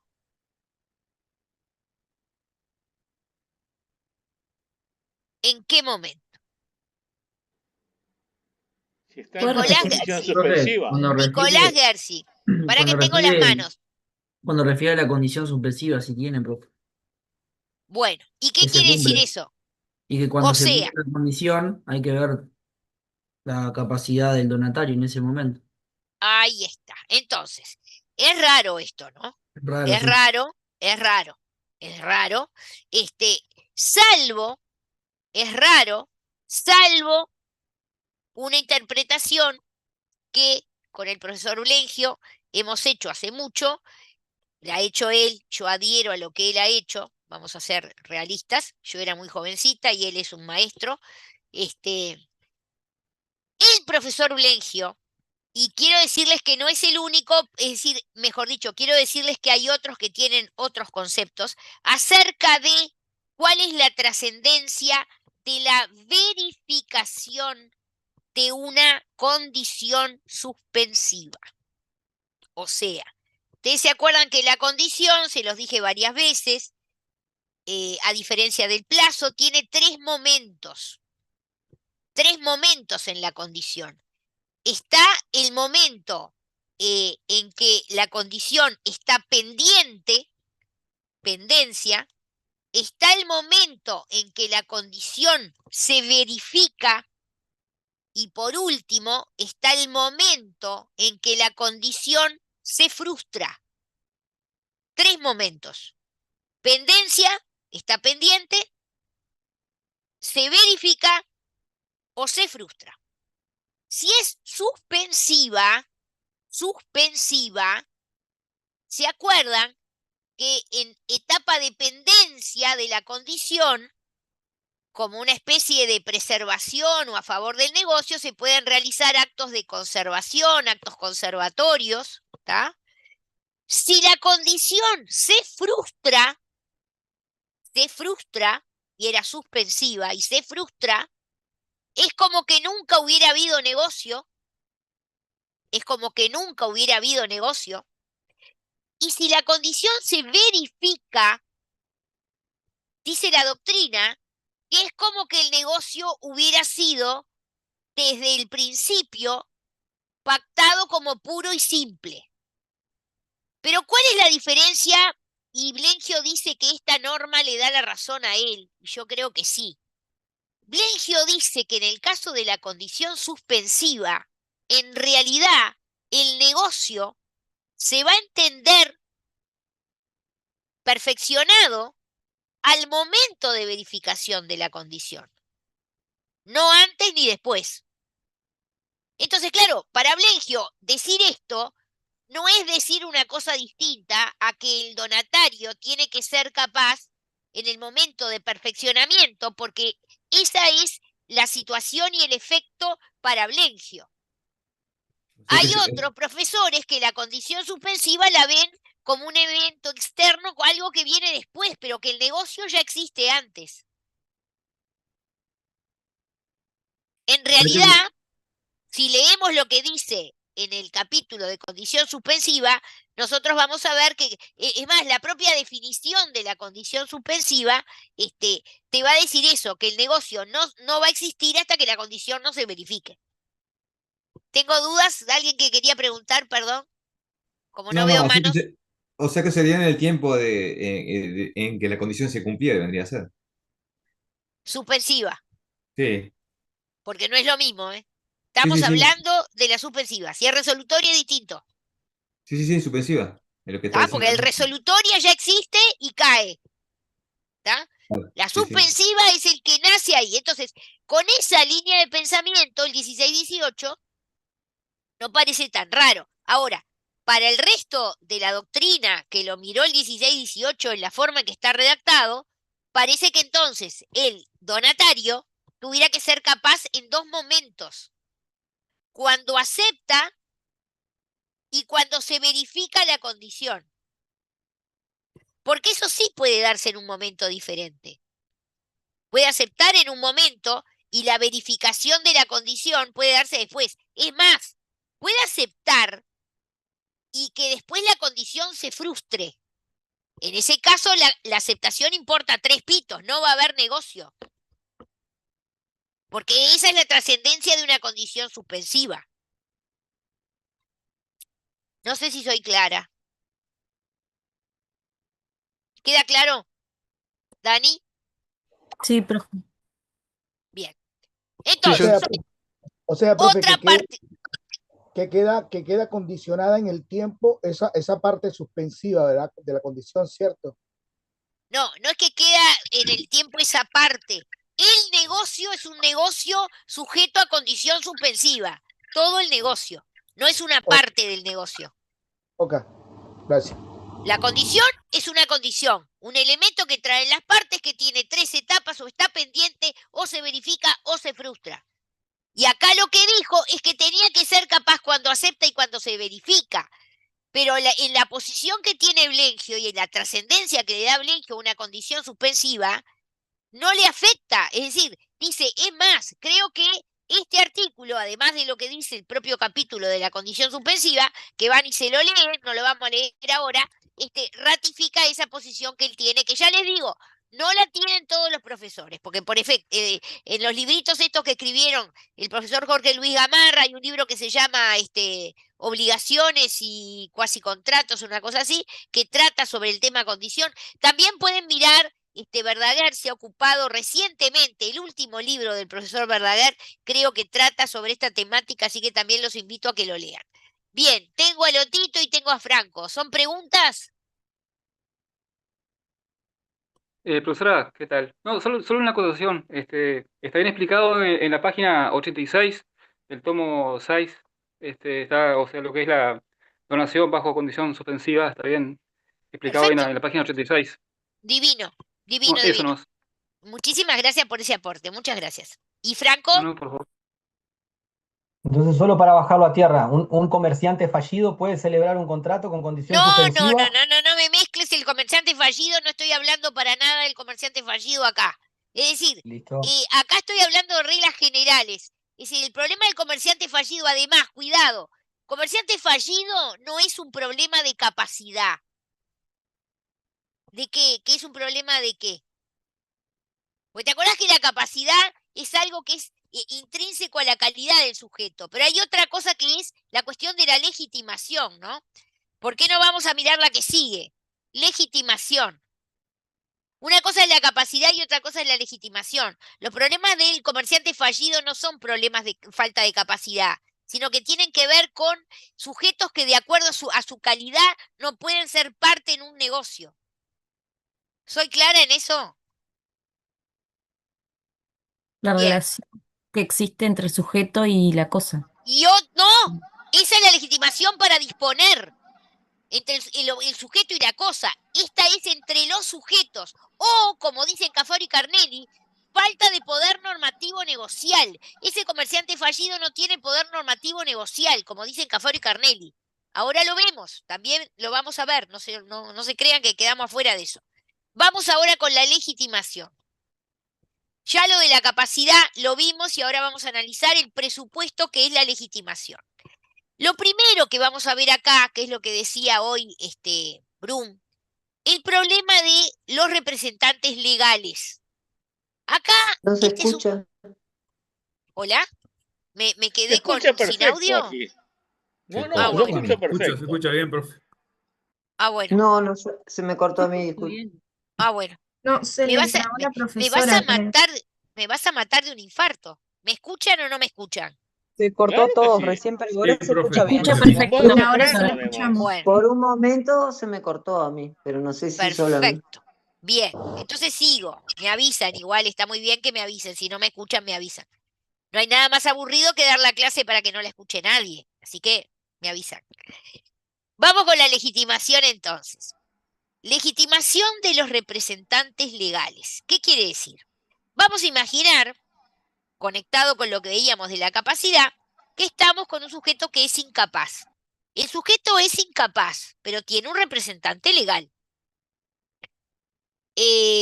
Representación legal, la estudiaron también el año pasado en obligaciones. ¿Qué pasa con los representantes legales y la donación? La pregunta es, como dice ahí, ¿pueden los representantes legales donar Entonces, ya les doy la palabra a todos. Leo esto y les doy la palabra. Vamos primero con el tutor. Clarito como el agua de los manantiales, el 412, numeral 5, dice que no pueden donar, salvo, como dice ahí, en pequeñas cantidades, ¿está?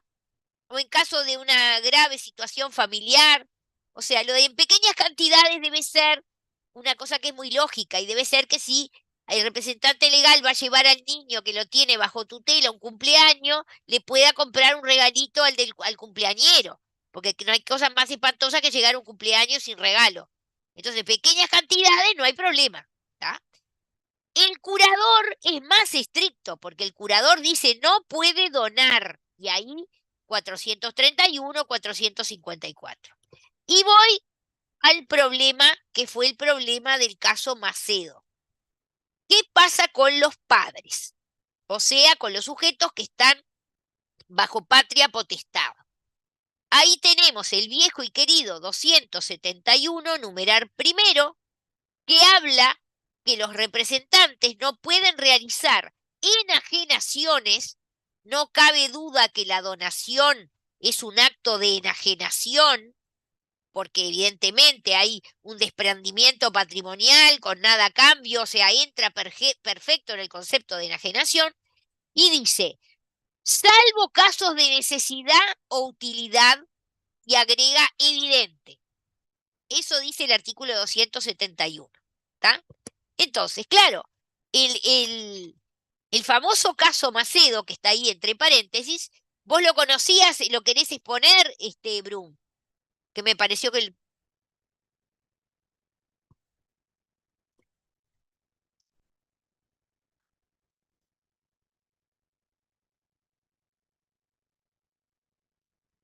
sí, no eran miles de hectáreas, era el pedacito que se necesitaba para la escuela nada más, ¿eh?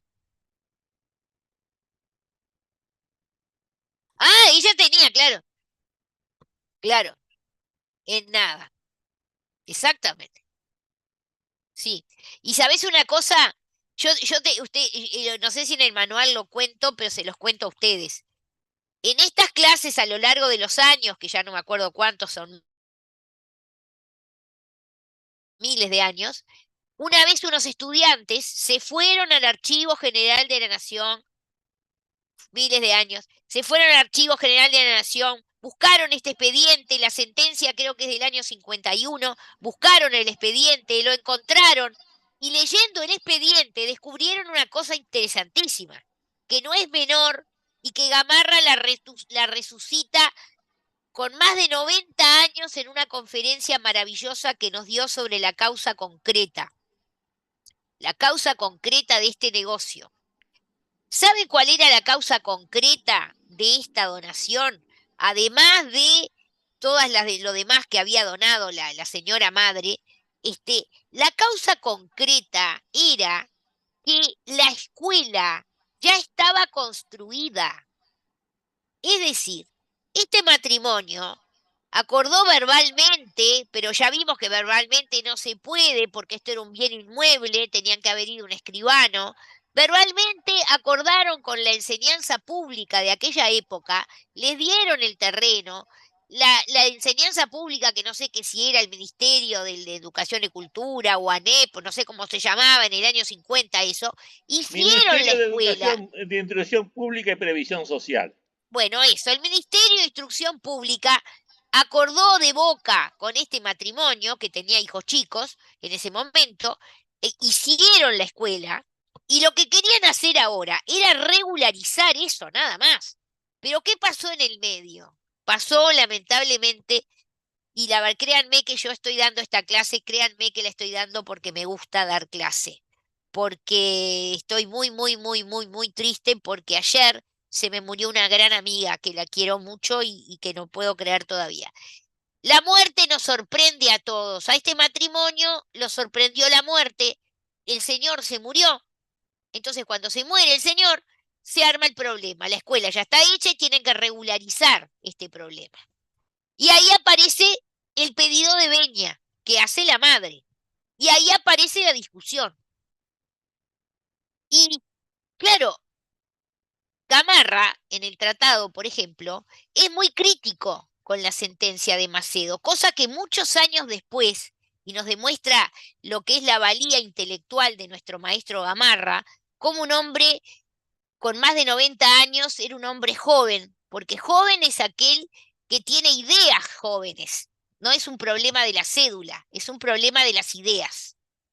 Gamarra encuentra el concepto de causa concreta y dice, este es un caso típico de causa concreta en que un magistrado vio cuál era la causa concreta, que era que la escuela ya estaba construida, y que en un caso como este, y todo lo demás, yo voy a dar la veña y fue lo que hizo. Dio la veña y se pudo hacer este negocio. Ahora, ¿qué argumentos usaba Gamarra en el tratado? Él decía, como esto es un acto de liberalidad, ¿se acuerdan? Un acto de liberalidad. El ánimo liberal en el tratado, cuando él recién lo escribe y lee la sentencia por primera vez hace 50 años, más, no, perdón, 50 más 20, 50 más 26, hace 76 años, él dice, no pueden los representantes sustituir al representado en una cosa tan personal como el ánimo de hacer una liberalidad. Y era bastante hermético ese concepto, independientemente de las ideas de necesidad o utilidad. Saben que hay trabajos de jóvenes profesores, porque este caso Gamarra lo ponía en la primera o segunda clase de obligaciones siempre, para discutir si la sentencia era justa o la sentencia era arreglada a derecho, ¿no? Porque la gente puede decir, bueno, nos parece justa, pero no es arreglada a derecho, porque acá no puede haber necesidad, no puede haber utilidad evidente. Y algunos jóvenes decían, bueno, pero la utilidad no tenemos que mirarla solamente, lo mismo que la necesidad, como algo, vamos a decir, con una clave económica, sino incluso con una clave afectiva o moral. Necesidad o utilidad moral, o sea, la menor se siente confortada de poder hacer una donación para la construcción de una escuela, que además no era para la construcción de la escuela ya estaba construida, terminada y los niños iban a la escuela en época de clases todos los años. Entonces, simplemente es como, no nos podemos quedar a vivir en esto, aparte la clase ya termina y yo tengo que seguir y no avancé todo lo que quería hoy, la cuestión de la legitimación de los representantes. 2 palabras, porque tengo 8 minutos, con el otro problema. ¿Qué pasa con la representación voluntaria? Acá también, la mayoría de la doctrina, Gamarra, Arezzo, requerían un poder expreso y se fundan en realidad en lo que dice el artículo 2056. Pero ¿qué pasa? Gamarra después sube la apuesta y dice, yo quiero un poder expreso, pero que además me determine quién es la persona a la que se va a donar, cuál es el objeto de la donación, porque de nuevo, esta es una voluntad personalísima que no puede quedar en manos de otro sujeto. ¿Tá? Les voy a preguntar para que en 2 minutos me contesten. ¿Cómo se llama el sujeto que establece el Código Civil cuando se trata de alguien que verdaderamente no es un representante, sino que simplemente es alguien que transmite la misma voluntad que tiene el sujeto del interés, el sujeto representado? ¿Cómo se llama? Procurador. No. Aarón. Mandatario puede ser. No. ¿Puede Jugamos repetir al la ahorcado. A ver, Luis. Representante. No. Apoderado. ¿Tan No. legitimado, profe? Repita la pregunta, No. profesora. Vamos a jugar al ahorcado. ¿Cómo se llama el que sin... ¿Cómo? Sí, podía repetir la pregunta, profesor. Sí, eso. ¿Cómo se llama el sujeto? ¿Cómo? Mandante. No. Escuchen. ¿Cómo se llama el sujeto que simplemente transmite una voluntad que le hace saber el sujeto del interés? Jugamos al horcado. Tenemos 6 minutos. 6 minutos, Profe, es un jugamos al horcado. tercero. Empieza con N y termina con O. 6 letras. ¿Serán 6? Nombrado. No, con N empieza. N de no.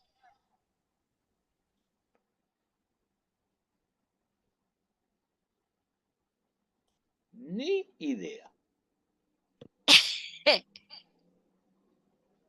Terminó el tiempo. Nuncio. Nuncio. ¿Qué anuncia? Sí. Es el sujeto que actúa por voluntad del... Ahí va. El artículo 100, lee rapidito, Brun. Artículo 100. Les voy a mostrar un nuncio. Les voy a mostrar un nuncio para que lo vean. El Leen matrimonio puede celebrarse por medio de apoderado con poder especial en forma. Ese es el artículo 100 del Código Civil. Dice apoderado. Pero es un apoderado. Por medio de apoderado, dice. Con poder especial en forma. Es una, No pero ¿es un apoderado o es un nuncio? ¿Y qué diferencia hay? El tipo puede ir y casarme a mí con cualquiera. No. Bien. Entonces, existe el matrimonio por poder. Pero por poder, pero el poder no es a un apoderado. El poder es a un nuncio. Lo único que hace es transmitir una voluntad. Y acá Gamarra, con todo respeto a mi maestro, se inventó un caso de nuncio. Porque él dice que para la donación, si yo le tengo que poner todo esto que él dice, cuál es el sujeto al que le voy a donar, cuál es el bien que le voy a donar, todo lo que le voy a hacer, ¿qué discrecionalidad le queda a ese representante? No es un representante, es un nuncio. Por eso, la profesora Teresa Añazo, 4 minutos me quedan, en este trabajo que está en el tomo 22 del anuario, y que es sobre un caso concreto, o sea, no es una teoría, es un señor que va al banco a hacer una hipoteca y el campo lo tenía por título, donación y modo tradición, y el abogado del banco le dice, usted no es el dueño, porque el que le hizo a usted el título era representante y entonces esto es nulo, y imagínate, ¿no? Le dijo al estanciero que no era el dueño de la estancia porque aquella donación era nula, porque el representante no podía representar a la dueña del campo en el título de donación que él tenía a su favor, y después habían pasado cantidad de años y la señora ya estaba muerta, nadie había dicho nada y el banco no le quería hacer la hipoteca porque le decían que no era el dueño del campo. Entonces, en definitiva, con relación a la representación convencional, si bien la mayoría de la doctrina refiere a que los requisitos, o sea, que el poder tiene que ser expreso, y además de ser expreso, porque que sea expreso yo te lo llevo, o sea, que el poder diga que yo le doy poder y podrá enajenar, como dicen siempre, a título gratuito u oneroso, eso está bien, lo dice expresamente. Pero otra cosa es que diga que yo le tengo que decir qué bien es el que quiero donar, a qué persona es que se lo quiero donar, y todo eso que es lo que dice Gamarra, que es con lo que no estamos de acuerdo, y está esta posición, que es la posición de la profesora Añazo, que es la que en definitiva entendemos que es la correcta, y creo que los bancos, salvo el Banco República, porque por ejemplo, la jurídica del Banco República era muy estricta en cuanto a esto, y había un trabajo del escribano Spinetta, que era el jefe de jurídico notarial de Banco República y que tenía la posición contraria.